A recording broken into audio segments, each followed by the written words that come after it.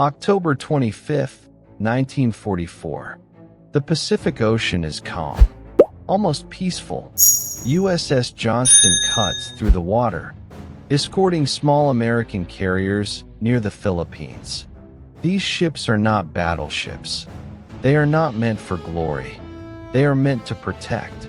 On the bridge stands Captain Ernest E. Evans, 36 years old, calm, focused, a man who understands one truth: peace at sea never lasts. Then, the radar lights up. Something massive is coming. Out of the morning mist, the impossible appears. Japanese battleships, heavy cruisers, a force meant to crush entire fleets. USS Johnston is a single destroyer, small, lightly armored, outgunned in every way. Captain Evans doesn't wait for orders. He looks toward the enemy and understands what must be done. If he does nothing, the carriers behind him will be annihilated. Full speed ahead. Charge the enemy. USS Johnston surges forward, straight toward the giant armada. Enemy guns turn. Battleship cannons erupt, hurling shells the size of cars through the air. Water explodes around the ship. Steel screams. Death falls from the sky. Johnston weaves, zigzags. Speed is her only shield. Then Evans gives the order. Torpedoes. Fire. The torpedoes run true.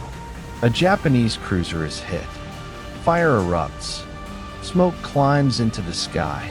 The enemy fleet hesitates, confused.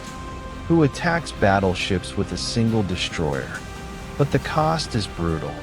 USS Johnston is struck again and again. Captain Evans is wounded. Blood stains his uniform. He refuses to leave the bridge. Engines fail. Power flickers. Systems go dark. Yet the guns still fire. Young sailors load shells by hand. No hesitation. No retreat. USS Johnston fights at point-blank range, where survival is measured in seconds. And then, the unthinkable happens. The Japanese fleet begins to pull away. They believe a much larger force is attacking them. USS Johnston is dead in the water. Smoke pours from her decks. She cannot move. She cannot escape. The enemy returns. This time, with overwhelming force. Captain Evans stands on deck, still giving orders, still leading, under relentless fire. USS Johnston finally begins to sink. She goes down fighting. The ocean becomes silent. Survivors cling to wreckage, floating for hours, alone beneath the open sky. They hear the distant thunder fade. The battle is over. Allied ships eventually arrive. Not everyone is saved. Captain Ernest Evans is never found. He goes down with his ship. One destroyer changed everything. The Japanese fleet abandons the attack. The American carriers survive. USS Johnston is lost, but her mission succeeds. A small ship stood against giants and forced them to retreat. History would later call it one of the greatest last stands in naval warfare. Captain Ernest Evans is awarded the Medal of Honor. His actions are studied in military academies, not as tactics, but as lessons in courage. Because courage is not about victory, it is about choosing to fight when retreat would be easier.